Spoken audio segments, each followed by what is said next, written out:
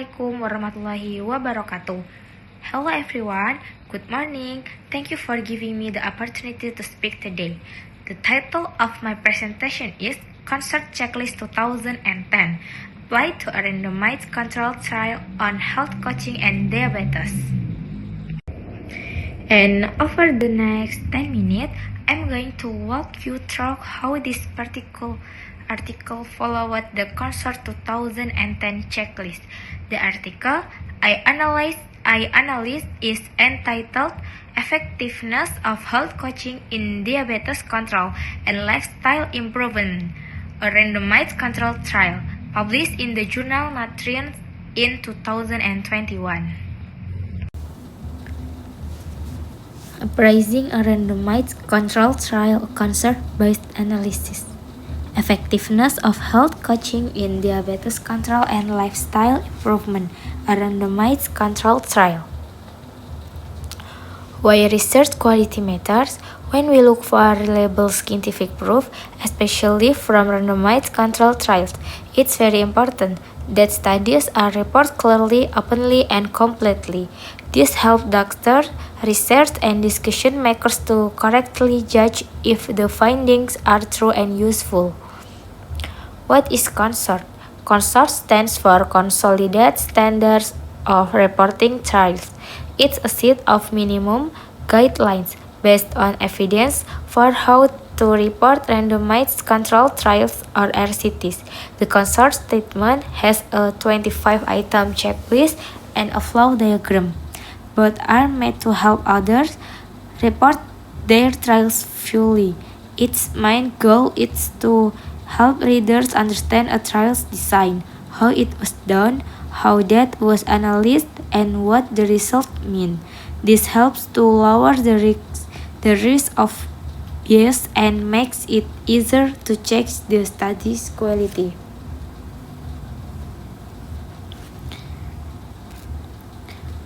First, for title and abstract.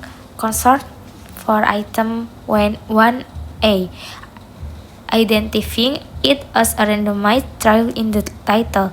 This item asks authors to clearly state that their study is a randomized trial in the title. This is key for immediately knowing the study design, which shows how strong its methods are. The next, a structured summary of the trial's design, methods, results, and conclusions. A structured abstract gives a short overview of the whole study, making it easier for readers to quickly get the main information. The second, introduction. Consort item 2A, scientific background and explanation of why the study was done. Authors must give a clear background explaining why the study was needed and what missing knowledge it aims to fill. Consort item 2A, scientific background and explanation of why the study was done. Authors must give a clear background explaining why the study was needed and that missing knowledge it aims to fill. And the third, methods, trial design, and participants. Consort item 3A, description of the trial design and number of groups. It's important to clearly state the trial design to understand the study structure. Consort item 4A, eligibility criteria. Defining who can and cannot join is very important when understanding studies, population, and if the findings can be applied to others.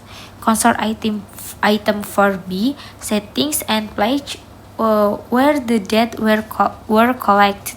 Knowing where the study happened give important context. And the next, consort item 5A, description of the intervention for each group, including how and when they were given. Clear, detailed description of the intervention are very important for others to repeat the study and understand what was actually done. Consort item 5B, if applicable, how the intervention were met standards and delivered. Making things standards ensures that the help is given in the same way every time, which makes the study internal validity stronger. Concern item 6A clearly defines main and secondary outcome measures, including how and when they were checked. Result must be exactly defined and the ways they were measured clearly stated. The next, method, sample size, and randomization. Consider item 7A, how the sample size was decided. The reason for calculating the sample size is very important for checking if the study had enough power to find a meaningful effect. Consider item 8A, sequence generation, how the random assignment order was made. Randomization is the main part of RCTs, making sure that groups are similar at the start. The way the order is made is important for stopping selection bias. Consider item XC, allocation, concealment mechanism. How the assignment order was hidden until help was given. Hiding the assignment stop people from knowing who gets what, which could cause bias. Consider item 8D, how it was done, who made the assignment order, who enrolled people, and who assigned people to their help. Knowing who did these jobs help check the risk of bias.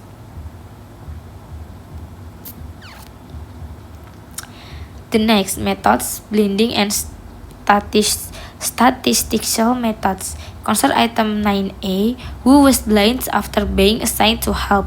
Blind helped stop performance and assessment bias. And the next, statistical method used to compare groups for main and secondary result. The statistical method should be right for the study design and that type. Okay, the next, result, participant flow, and baseline dates. Consider item 11A, how participants move through each stage. A flow diagram is a picture showing how participants move through the trial. It's very important for openness. And for item 11B, for each group, the number of participants who were randomly assigned, received the blind treatment, and finished follow-up. These numbers are very important for checking the impact of people dropping out. And for 12A, starting demographics and clinical characteristic of each group, showing starting that help readers confirm the random assignment work in making the group similar. And the next, result outcomes. Consider item 13A, for each main and secondary outcome, a summary of results for each group, and the estimated size of the effect and how precise it is. This is where the main findings are shown, including how big the treatment effect was and how sure they are about it. The next is discussion. Consider item 14A, summary of important results with reference to the trial's goals. The discussion should start with a short summary of the main findings relate to what the study aimed to do. Consider item 14B, discussion of limitations. Admitting limitations shows scientific honesty and help readers understand the result carefully. Consider item 14D, how widely the trial findings can be applied. Authors should discuss who the result can be used for and under what conditions. Consider item 14A, understanding the result is in the context of current evidence. The findings should be placed within the large scientific knowledge. And the next, other information. Consider item 15A, registration number and name of trial registry. Registering the trial is very important for openness, stopping selective reporting and publication bias. Consider item 15C, source of funding and other support. Saying where the money came from is important for finding possible conflict of interest.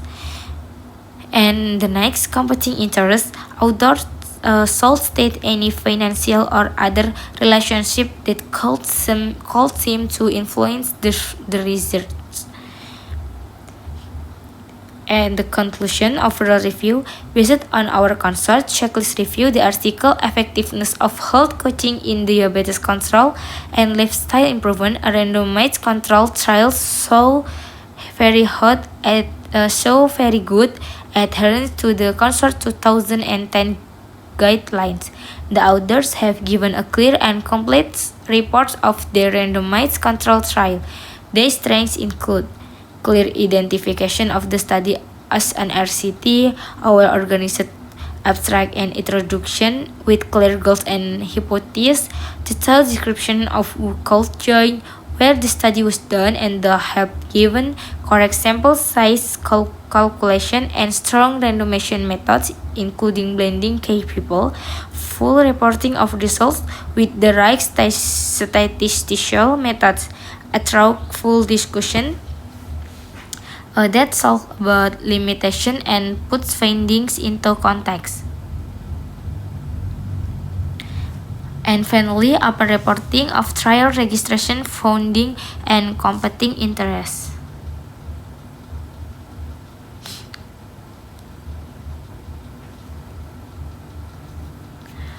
Okay, thank you. Thank you for your attention. I hope this detailed review has helped you understand the concert treatment better and how it's used to check the quality of randomized control trials. Thank you very much. Wassalamualaikum warahmatullahi wabarakatuh.